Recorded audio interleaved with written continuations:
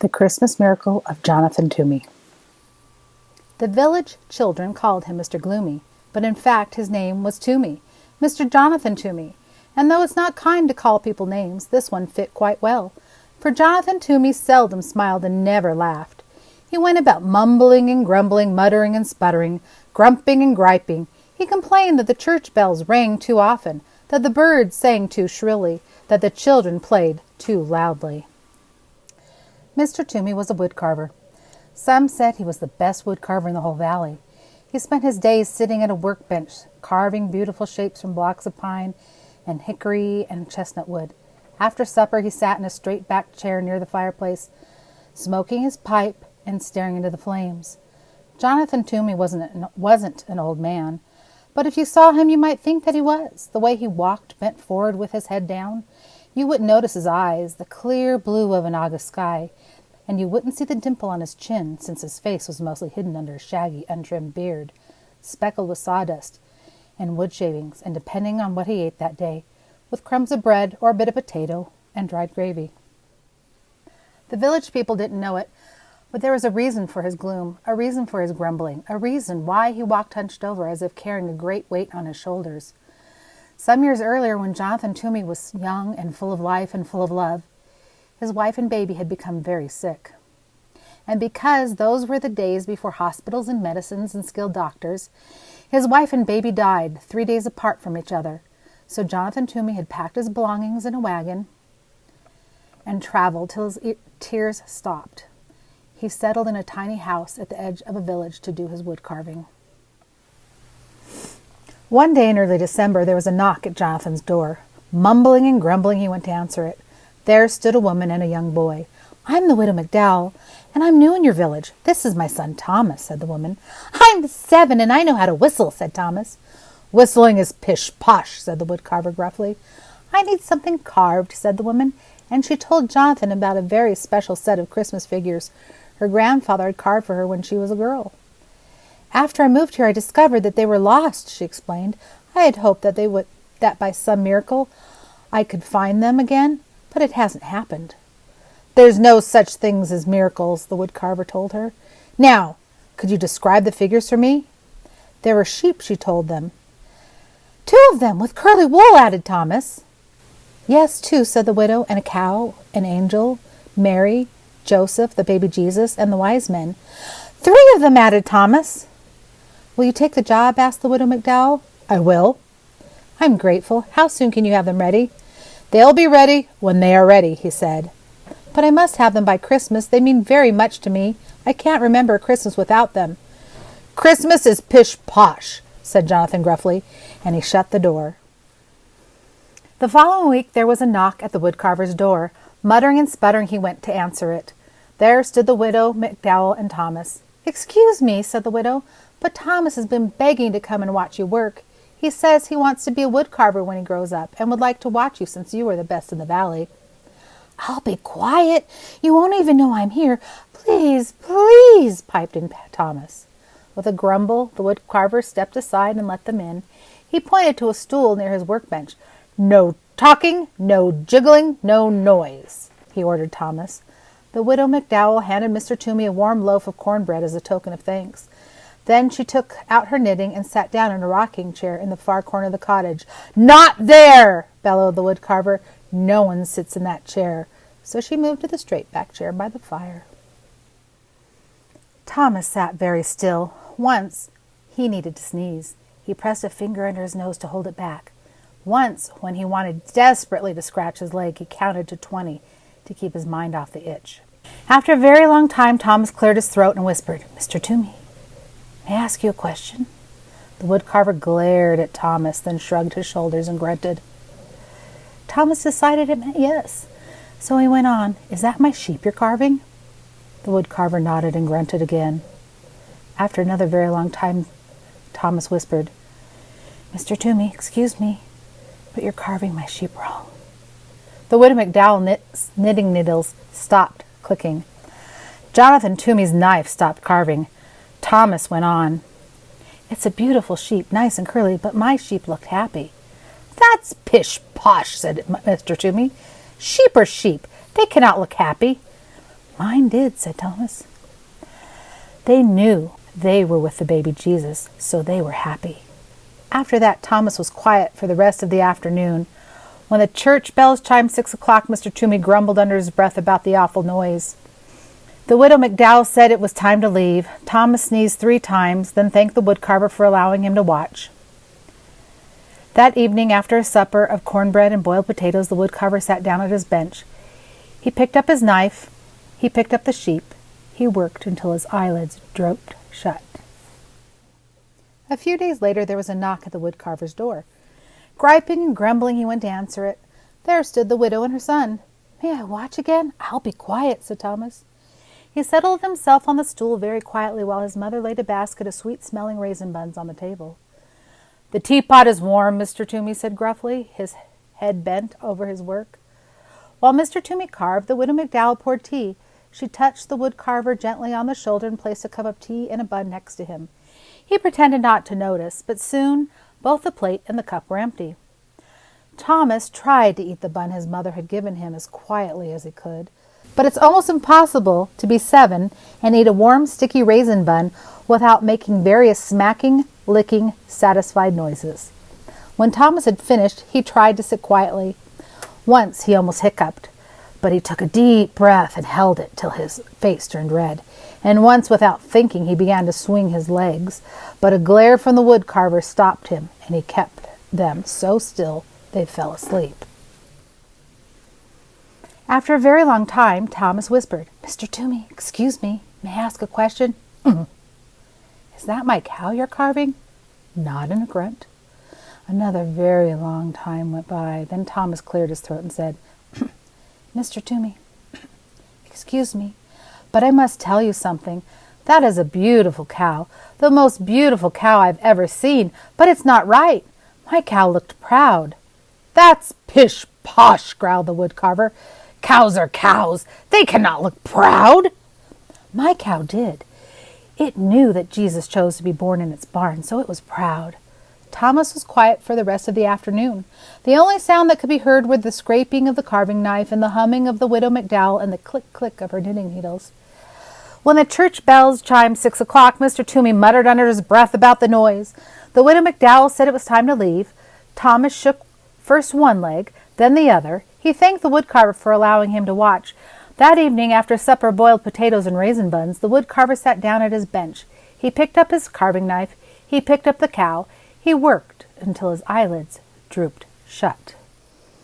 A few days later, there was a knock on the woodcarver's door. He smoothed down his hair as he went to answer it. At the door were the widow and her son. "May I watch again?" asked Thomas. As Mrs. McDowell warmed the tea and put a plate of fresh molasses cookies on the workbench, Thomas watched the woodcarver work on the figure of an angel. After a very long time, Thomas spoke. "Mr. Toomey, excuse me, is that my angel you're carving?" "Yes. And would you do me the favor of telling me exactly what I'm doing wrong?" "Well, my angel looked like one of God's most important angels because it was sent to baby Jesus." "And how does one make an angel look important?" asked the woodcarver. "You'll be able to do it," said Thomas. "You're the best woodcarver in the valley." After a very long time, Thomas spoke. "Mr. Toomey, excuse me, may I ask a question?" "Do you ever stop talking?" asked the woodcarver. "My mother says I don't. She says I could learn about the virtue of silence from you." Under his beard, the woodcarver's face turned pink. The widow McDowell's face turned as red as the scarf she was knitting. "Well, speak up. What is your question?" "Will you please teach me to carve?" "I'm a very busy man," grumbled the woodcarver, but he put down the important angel. "You will carve a bird. A robin, I hope," said Thomas. "I like robins." With a piece of charcoal, the woodcarver sketched a robin on a piece of brown paper. He handed Thomas a small block of pine and a knife. He showed him how to lop the corners from the block and slowly smooth the edges of the wood into curves. Thomas copied the woodcarver's strokes, head bent, tongue working from side to side of his lower lip as he concentrated. When the church bells chimed 6 o'clock, Jonathan Toomey was holding Thomas's hands in his, guiding the knife along the edge of a wing. He didn't hear them ring. The widow McDowell said it was time to leave. Thomas brushed wood shavings from his shirt. Then he reached out and brushed 2 especially large pieces of wood shavings from Jonathan Toomey's beard. He thanked the woodcarver for teaching him how to carve. Later, after a supper of boiled potatoes and molasses cookies, Jonathan Toomey went to his workbench. He thought for a long time. He sketched drawing after drawing. Finally, he picked up his carving knife. He picked up the angel. He carved until his eyelids drooped shut. A few days later, there was a knock at the woodcarver's door. Mr. Toomey jumped up to answer it. There stood the widow McDowell with a bouquet of pine boughs and holly sprigs dotted with berries. And there stood Thomas clutching his partly carved robin. While Thomas and Mr. Toomey carved, Mrs. McDowell put the branches in a jar of water. She scrubbed Mr. Toomey's kitchen table and set the jar on a pretty cloth embroidered with lilies of the valley and daisies, which she found in a drawer below the cupboard. "Next, I will carve the wise men and Joseph," the woodcarver said to Thomas. "Perhaps, before I begin, you will tell me about all the mistakes I am going to make." "Well," said Thomas, "my wise men were wearing their most wonderful robes because they were going to visit Jesus. And my Joseph was leaning over baby Jesus like he was protecting him. He looked very serious." It wasn't until the church bells had chimed that Mr. Toomey saw the jar of pine branches and the cloth embroidered with lilies of the valley and daisies. "I found the cloth in a drawer. I thought it would look pretty on the table," the widow McDowell said, smiling. "Never open that drawer," the woodcarver said harshly. When the two had left, Jonathan folded the cloth and put it back in the drawer below the cupboard. That evening, after a supper of boiled potatoes, the woodcarver worked on Joseph and the wise men until his eyelids drooped shut. A few days later, there was a knock on the woodcarver's door. He dusted the crumbs from his beard and brushed the sawdust from his shirt. At the door were the widow McDowell and Thomas. All afternoon, Thomas watched the woodcarver work. When it was time to leave, Jonathan said to Thomas, "I'm about to begin the last 2 figures, Mary and the baby. Can you tell me how your figures looked?" "They were the most special of all," said Thomas. "Jesus was smiling and reaching up to his mother, and Mary looked like she loved him very much." "Thank you, Thomas," said the woodcarver. "Tomorrow is Christmas. Is there any chance the figures will be ready?" the widow McDowell asked. "They'll be ready when they are ready." "I understand," said the widow, and she handed Jonathan 2 packages. "Merry Christmas," she said. Jonathan folded his arms across his chest. "I want no presents," he said harshly. "And that is exactly why we are giving them," answered the widow. She put them on the table and left. Jonathan sat down at the table. Slowly he opened the first package. Inside was a red scarf, hand-knit, warm and bright. He tied the scarf around his neck. The other parcel held a robin, crudely carved of pine. A smile twitched at the corner of Jonathan's mouth as he ran his fingers over the lopsided wings. He dusted the fireplace mantel with his sleeve and placed the robin exactly in the center so he could look at it from his chair. The woodcarver did not eat supper that day. Instead, he began to sketch the final figures, Mary and Jesus. He drew Mary, then wadded the sketch into a ball and tossed it on the floor. He drew the baby, wadded the sketch into a ball and tossed it with the other. He sketched again. Once more he crumpled the paper. Soon there was a small mountain of crumpled papers at his feet. He picked up a block of wood and tried to carve, but the knife would not do what he wanted it to do. He hurled the chunk of wood into the fireplace and sat staring into the flames. When he heard the church bells announcing the midnight Christmas service, he got up. Slowly he opened the drawer beneath the cupboard, the drawer he had told the widow never to open. From it he took the cloth embroidered with lilies of the valley and daisies. He took a rough woolen shawl and a lace handkerchief. He took a tiny white baby blanket and a little pair of blue socks. He placed each piece on the floor. From the bottom of the drawer he lifted out a picture frame, beautifully carved of deep brown chestnut wood. In the frame was a charcoal sketch of a woman sitting in a rocking chair holding a baby. The baby's arms were reaching up, touching the woman's face. The woman was looking down at the baby, smiling. Jonathan sat down in his rocking chair and held the picture against his chest. He rocked slowly, his eyes closed. 2 tears trailed into his beard. When he finally took the picture to his workbench and began to carve, his fingers worked quickly and surely. He carved all through the night. The next day, there was a knock on the widow McDowell's door. When she opened it, there stood the woodcarver, his neck wrapped in a red scarf, holding a wooden box stuffed with straw. "Mr. Toomey," said the widow, "what a surprise! Merry Christmas!" "The figures are ready," he said, as he stepped inside. From the box, Jonathan unpacked 2 curly sheep, happy sheep because they were with Jesus. He unpacked a proud cow and an angel, a very important angel with mighty wings stretching from its shoulders right down to the hem of its gown. He unpacked 3 wise men wearing their most beautiful robes, edged with fur and falling in rich folds. He unpacked a serious and caring Joseph. He unpacked Mary wearing a rough woolen shawl, looking down, loving her precious baby son. Jesus was smiling and reaching up to touch his mother's face. That day, Jonathan went to the Christmas service with the widow McDowell and Thomas.